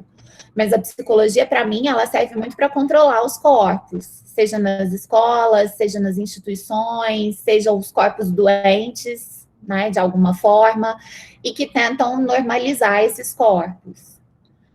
E isso... Talvez hoje eu consiga explicar um pouco melhor, mas isso sempre me gerou um incômodo muito grande, que por muito tempo eu me incomodava em me dizer psicóloga, porque eu não me reconhecia nesse lugar de treinar, de selecionar, de, enfim, de medir os indivíduos, de tratar um sujeito doente como outro sujeito, de tratar a doença e não o sujeito, né? Então, isso sempre foi um incômodo muito grande para mim.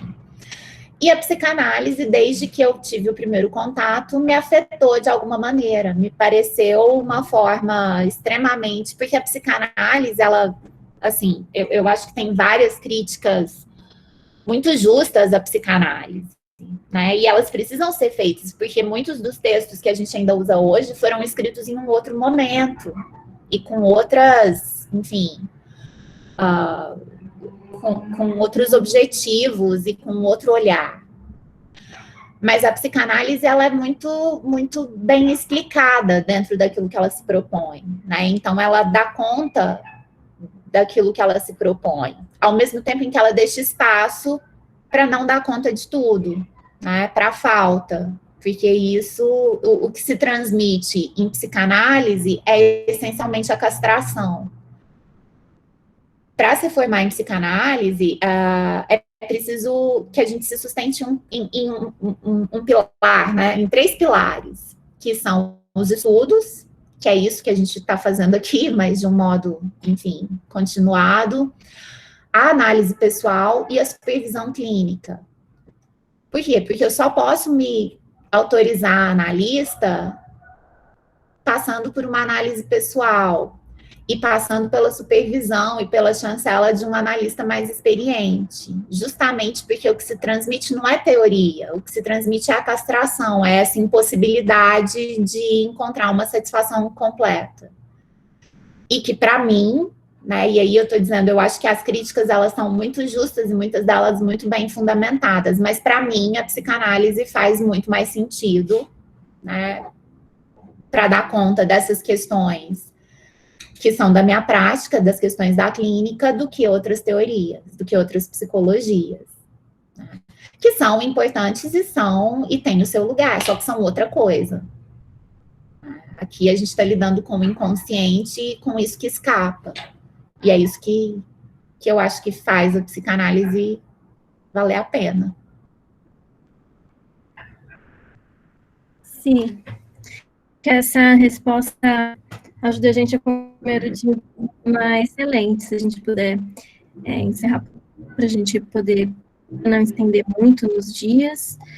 A gente ficou com 2 perguntinhas, uma da Thalita e uma do Marcelo, mas acho que a gente pode aproveitar os minutinhos que a gente espera todo mundo entrar, no começo da aula de amanhã, para já ir comentando e retomando algumas coisas que foram mencionadas hoje. O que você acha?